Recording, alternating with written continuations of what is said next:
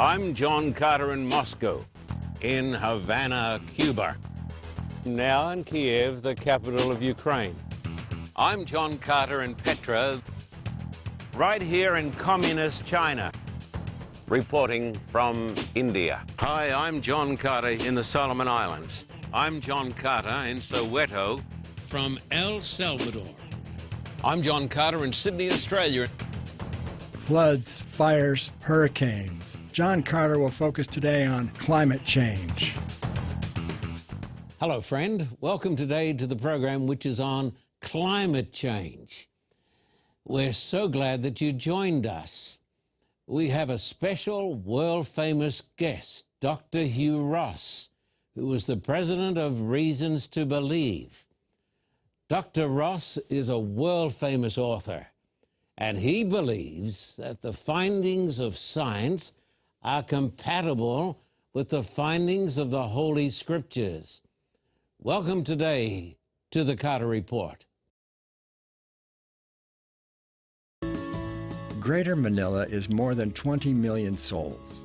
Almost all these beautiful people are ignorant of the true gospel of Christ. Manila needs Jesus. 35 years ago, John Carter came to Manila. Pastor Carter is returning to Manila with an urgent assignment: preach the gospel of Christ and the great truths of the Bible. Don't water down the message. Make it plain, make it clear, make it Christ-centered. The Carter Report needs your help now to light a fire in the Philippines. Your gift will help open the doors of bondage, smash the chains of sin, and open the gates of paradise to thousands of lost souls. The churches have sent out an urgent plea for the Carter Report to return.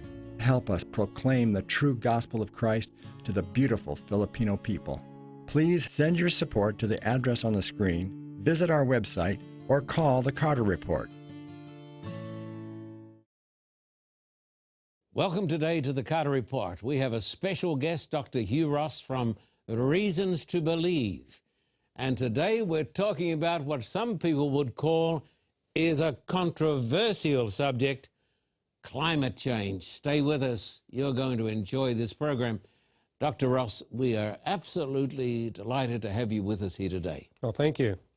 We've had you with us on our program before, and we're thrilled that you're here today because you have so much information.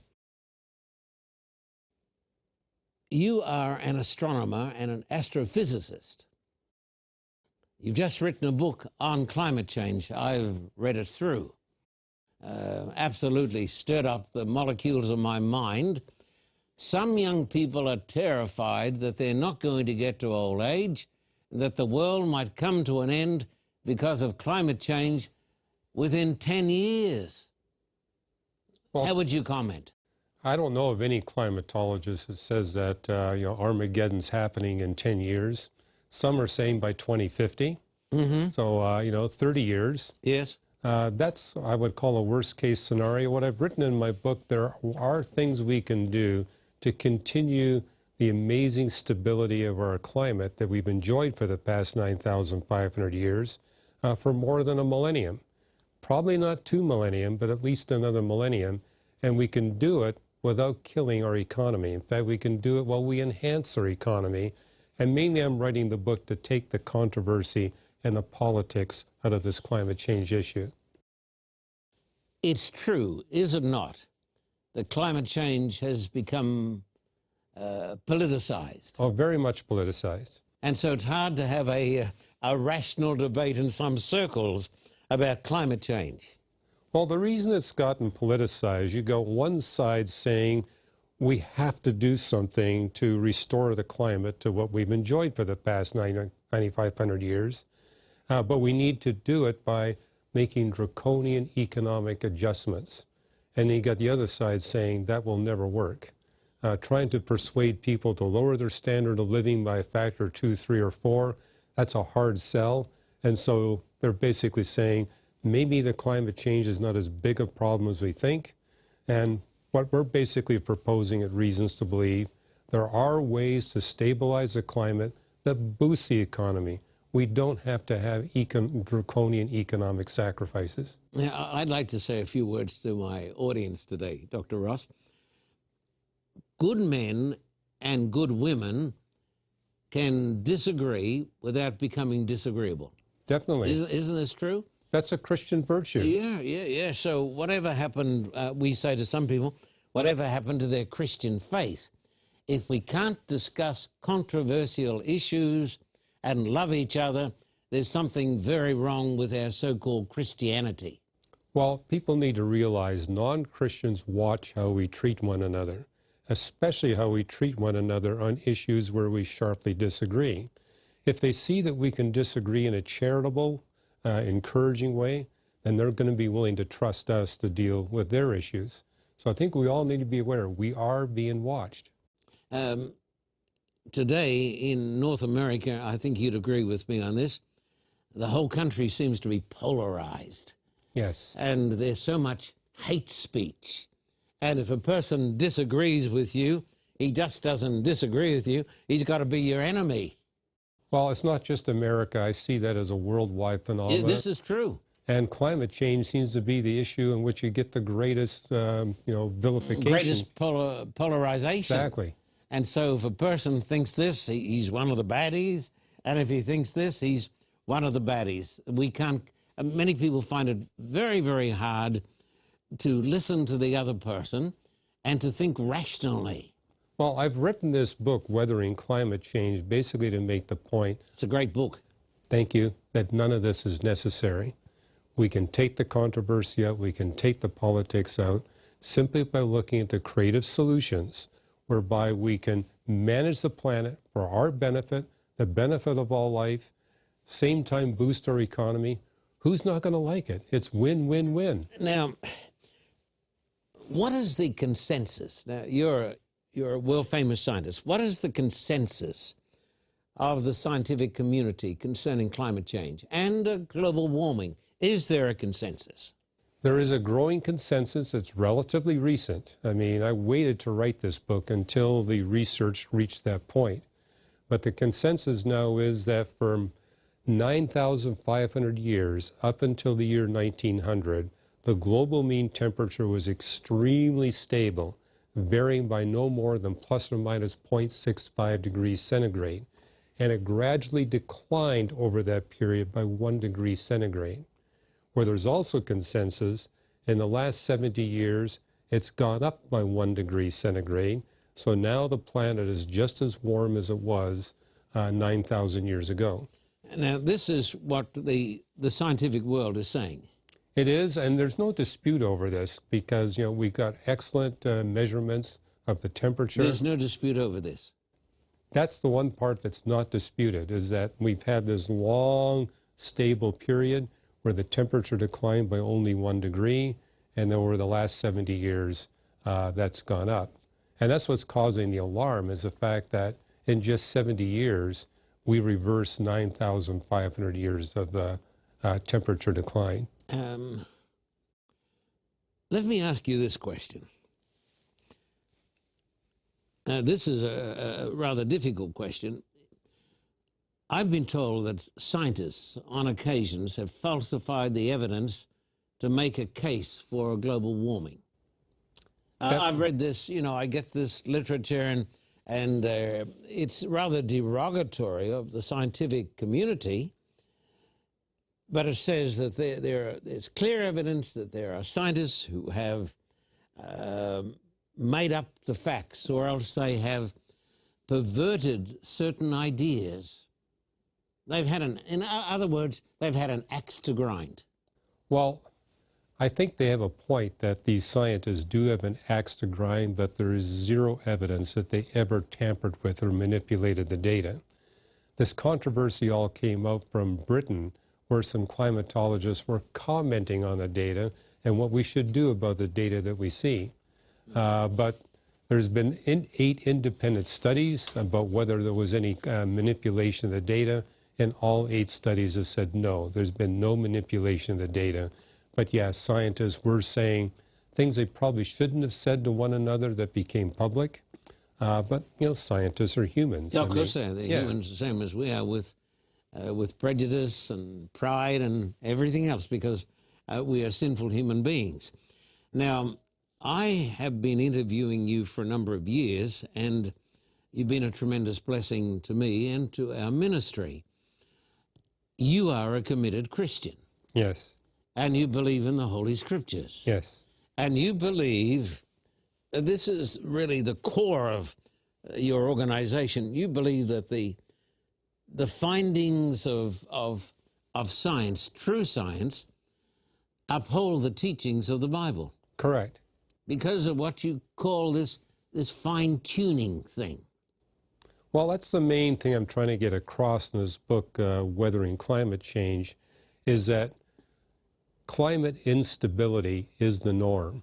What we've had for the past 9,500 years is the exception. In fact, we've never had an ice age cycle where we've had extreme climate stability.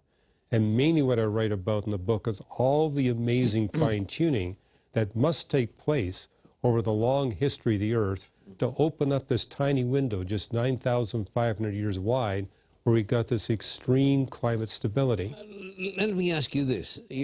As an astronomer, you worked also at Caltech, didn't you? Yes. Yeah, quite an amazing experience. Yes. Some say it's easily one of the greatest universities in the world. Well, for astrophysics, it ranks #1. Number one. Yeah. Yeah. I read in USA News and World Report that is, 1 year at least, it was #1 university in the United States. Well, it's the only university where they got more professors than students. You're kidding? I'm not kidding. They got more professors than students at Caltech. Well, if you include all the research fellows that are there that also help with the teaching, yes, it's got more professors than students. 2,000 faculty, 1,400 students. Yeah, now I'm getting a little off the subject, but you've got a son who's going to Loma Linda. Yes. What's he doing there? Well, he's getting a doctoral degree in clinical neuropsychology. And how's he finding Loma Linda? Oh, he loves Loma Linda, loves attending the lectures there, loves the fact that he can integrate both his research in neuroscience and the clinical work. He says, you know, I want this to apply to real people. So. Now, scientists say that the Earth has had this period, and people would debate it, I'm sure, at least among some conservative Christians, about the age of this period of stability, but there have been periods of hot and cold. Well, what I wrote about in a previous book, this one, Improbable Planet, the only way you can have billions of human beings on planet Earth is if we live in an ice age cycle, where we go from, say, 20 to 23% ice coverage, and then transition to a period of only 10%. And we've had over 40 of those cycles in the past recent history of the Earth. And you need that in order to have enough water to irrigate the great agricultural plains. We're living off the benefit of ice left over from the last ice age melting and watering our great agricultural plains. How do scientists like you know that we've had periods of hot and cold for, you know, so many years? How do they know this? Well, probably the best proof? evidence is ice cores in central Greenland, central Antarctica, and in the Alps. Tell me about these ice cores. Well, it's kind of like tree rings. I mean, every year you get a layer of ice, and in that layer you will have different isotopes. Probably the ones that are most significant are the isotopes of oxygen. Tell me about isotopes. What are isotopes? Well, they're different atomic weights of an element, like oxygen has got 3 significant isotopes, oxygen 16, 17, and 18. And the ratio of oxygen 18 to 16 in the atmosphere is strongly correlated with temperature. And so by measuring the oxygen 18 to 16 ratio in these different layers of ice that we see, gives us an accurate record of the past temperature of the Earth. So they get these samples of ice. They Yes. drill down and they get... They just drill down through all the layers, Uh-huh. and they got proof that the layers are annual layers because these layers will have the dust signatures of known volcanic eruptions in recorded history.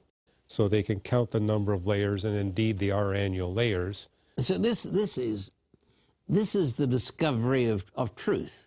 Now, Christians like you and like me, we should believe very much in truth, because Jesus said, you'll know the truth, and the truth will make you free. We should. Right. I want to say to the audience watching today, we don't need to be afraid of the truth, because truth is liberating. And if we follow Jesus Christ, we'll be adherents of the truth. And so they put down these, how do they get it? How do they get the ice out?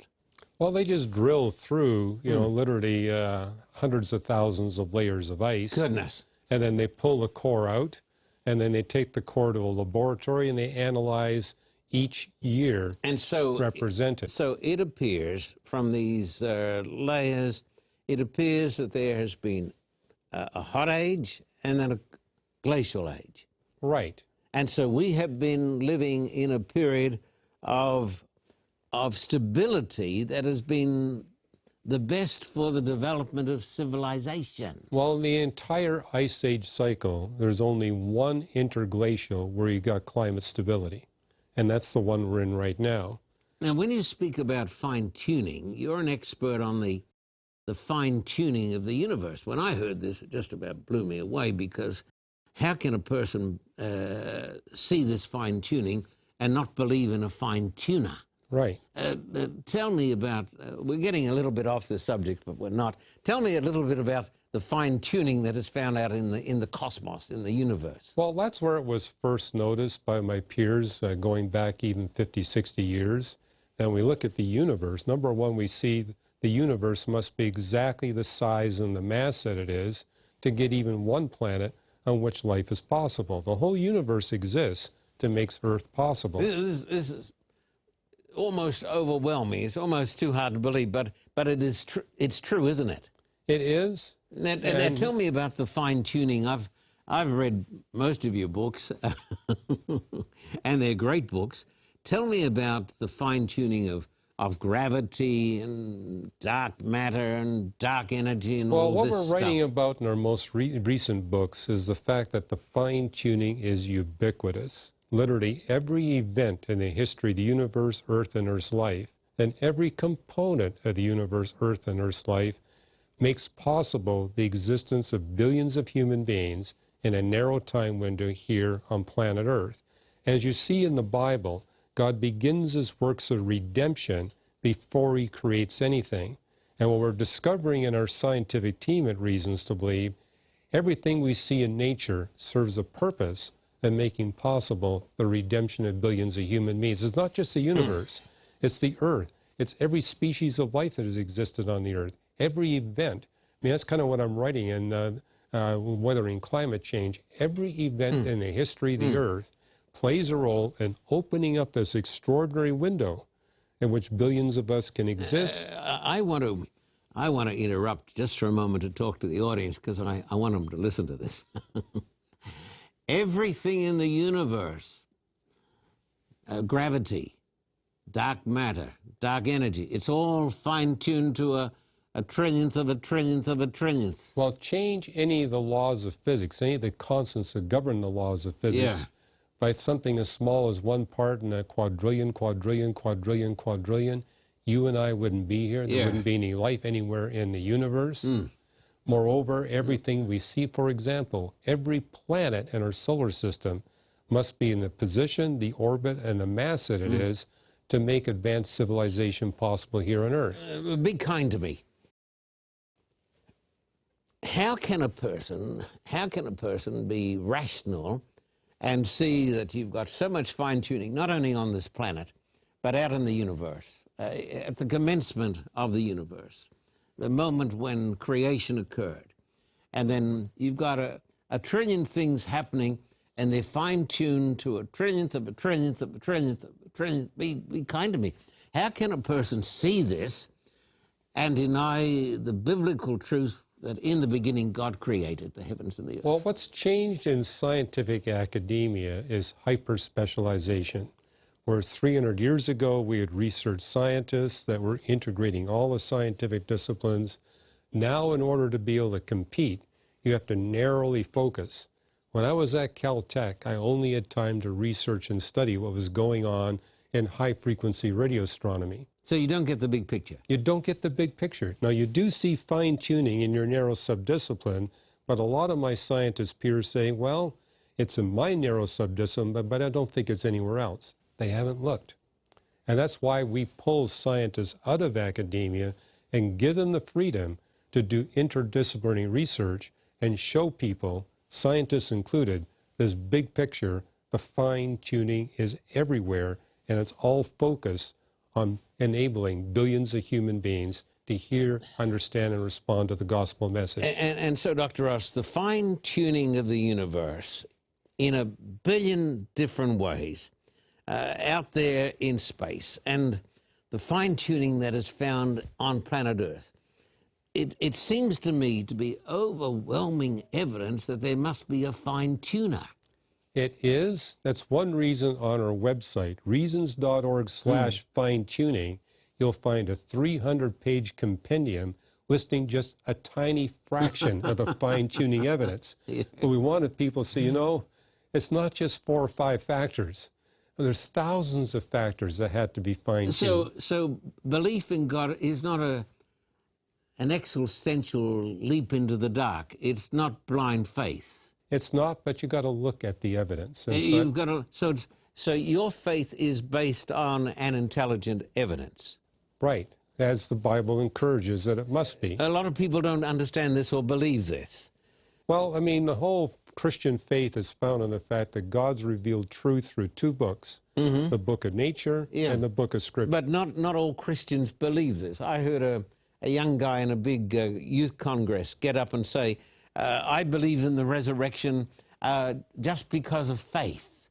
What's your evidence? He said, I don't need any evidence. That to me is a terrible statement of anti-intellectualism. Well, it's also a violation of what the Bible is saying about faith. If you look up the Greek and Hebrew words for faith that are used in the Bible, they all have the definition, acting upon established truth. You don't have faith if you've taken no efforts to establish whether or not it's true. You also have no faith if you don't act on what you know is true. So faith is acting upon established truth. Right. Did you hear that, folks? Faith is acting upon established truth. Right. So faith does not supersede truth. Faith is based upon truth. Exactly. And therefore, when you do, and other scientists do scientific work, the aim is to discover truth. And whether it's truth about global warming or the melting of the Antarctic or the Arctic, whatever it is, it must be in harmony with the statement of Jesus, who said, you will know the truth, and the truth will make you free. Let me ask you this question. Are the glaciers melting? I was sent an article from Australia not long ago. I don't know if I've got it here. I can remember it anyhow. And it said that all this business that we've been told, that the glaciers are melting down in the Antarctic, is not true, and that the story of the canary in the mine, which is a warning of some impending disaster, all of this is basically hocus pocus. Well, there is some validity to that. It's not yet known whether or not the ice in Antarctica is accumulating or decreasing. It may, in fact, be accumulating. That's still being researched. What is well known is that the ice in North America and in Greenland is rapidly declining. And let's talk about the stuff down in the Antarctic. So it's certainly not an established truth that... Well, we don't have the extensive data on the Antarctic that we do in the Northern Hemisphere. Why not? Just because we don't have enough stations there. Yeah, it hasn't been done. Well, lots being done now. I mean, there's a lot of satellite imagery. And so we know that, huge ice fields are calving off of Antarctica and melting, but evidently new ice is forming. There's attempts to try to measure just what the precipitation rate is. But where we have much more solid data is what's happening in Canada, Alaska, and Greenland. And there's really no dispute. The glaciers there are declining, and they're declining quite rapidly. And as I've written in my book, this could actually bring on the next ice age. So let's take this one step at a time so I'm not overwhelmed with factual evidence and so that my wonderful audience can also keep up. So we don't know exactly what's happening down south in the Antarctic. The evidence is not in. But certainly the evidence is in for Canada and Greenland and the Arctic. yes. What's happening in Canada? Now, you're a Canadian. Well, Canada is experiencing global warming to a greater degree than anywhere else in the world. And incidentally, there are some places getting colder, but Canada is definitely getting warmer. In fact, global warming in Canada is about 5 times the global average. Why is this? Well, I mean, we talk about the global mean temperature, that's averaging over the entire planet. Yes. And we would expect in a global warming model, certain parts of the world are going to get colder, like Eastern Europe. Other parts, like Canada, are going to get warmer. And so it's the average, Yes. where we talk about the fact, average over the whole planet, we've got about a 1 degree centigrade increase. Yes. So tell me specifically about some of the things that are happening in Canada, Well, which is a beautiful place. yeah, I love it. It's a beautiful place. But Nice people. very polite.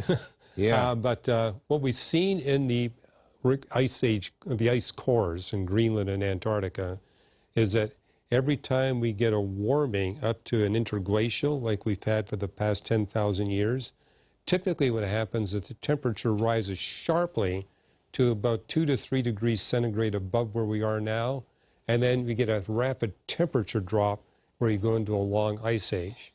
We now understand why that happens. It happens because as the temperature peaks above where it is now, it melts the polar ice cap. Now, the polar ice cap reflects sunlight with about 60% efficiency. But when it melts, that open liquid ocean water in the Arctic reflects sunlight with only 6% efficiency. Well, then it should get hotter, shouldn't it? Well, what happens is it evaporates that open Arctic Ocean water. Now you got more water vapor above the Arctic, and that causes snow to fall on Siberia and Canada, and that's what brings on the next ice age. And so global warming actually has the risk that if you allow the global warming to persist to about 2 degrees centigrade above where we are now, you could melt the polar ice cap and drop the temperature by 10 to 15 degrees. Now, Dr. Ross, we're going to continue this in the next session. We're talking about global warming, and we're going to talk in the next segment about a Bible prophecy that maybe alludes to man's interference with the laws of nature. You're watching the Carter Report, and my special guest today is world-famous scientist Dr. Hugh Ross. Stay with us. We're going to have another part of this tremendous program, and we will be back soon.